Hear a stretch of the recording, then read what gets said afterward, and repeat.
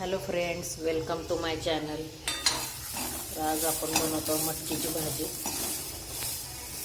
तर इथे मी मटकी भाजून घेते बघा, थोडंसं तेल टाकून। तर इथे मी तेल टाकून घेते 2-2.5 पळ्या।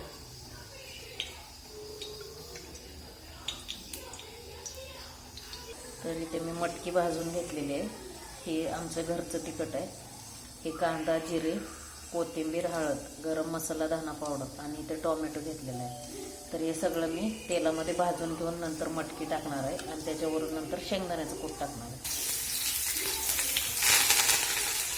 हे बघा, अशा पद्धतीने कोथिंबीर कधी पण तेलात टाकायची, त्यामुळे कोथिंबीरचा कच्चापणा राहत नाही। तर अशा पद्धतीने भाजून घ्या। कांदा आपला लाल झालेला आहे, ते टोमॅटो टाकले।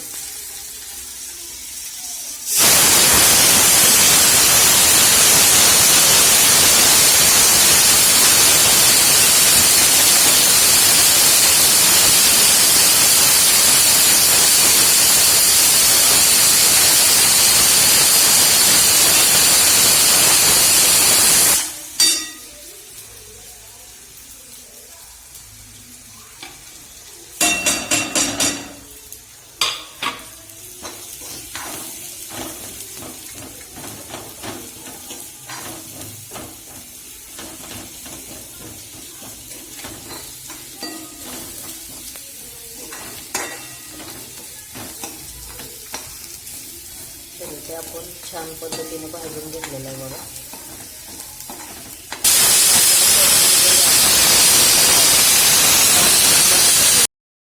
तर आपली भाजी तयार आहे, मटकीची भाजी। कशी वाटते नक्कीच सांगा कमेंट करून।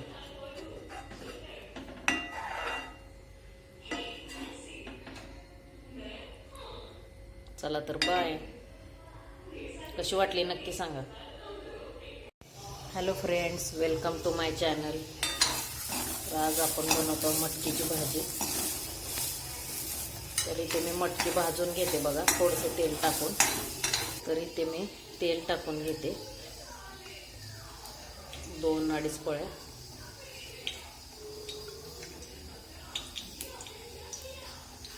तर इथे मी मटकी भाजून घेतलेली आहे। हे आमचं घरचं तिखट आहे। हे कांदा, जिरे, कोथिंबीर, हळद, गरम मसाला, धना पावडर आणि इथे टोमॅटो घेतलेला आहे। तर हे सगळं मी तेलामध्ये भाजून घेऊन नंतर मटकी टाकणार आहे आणि त्याच्यावरून नंतर शेंगदाण्याचं कूट टाकणार आहे। हे बघा, अशा पद्धतीने कोथिंबीर कधी पण तेलात टाकायची, त्यामुळे कोथिंबीरचा कच्चापणा राहत नाही। तर अशा पद्धतीने भाजून घ्या। कांदा आपला लाल झालेला आहे, ते टोमॅटो टाकले।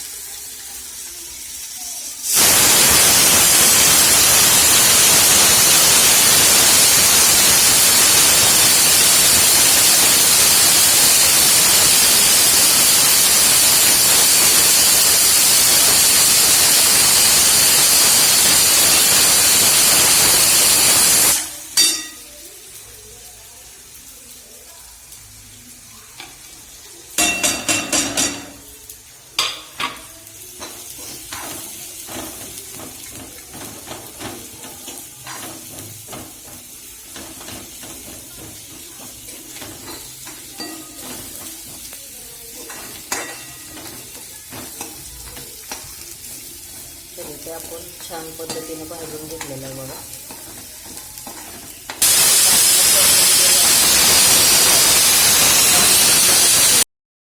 तर आपली भाजी तयार आहे, मटकीची भाजी।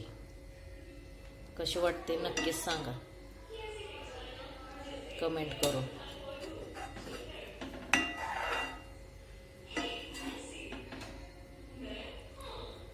चला तर बाय।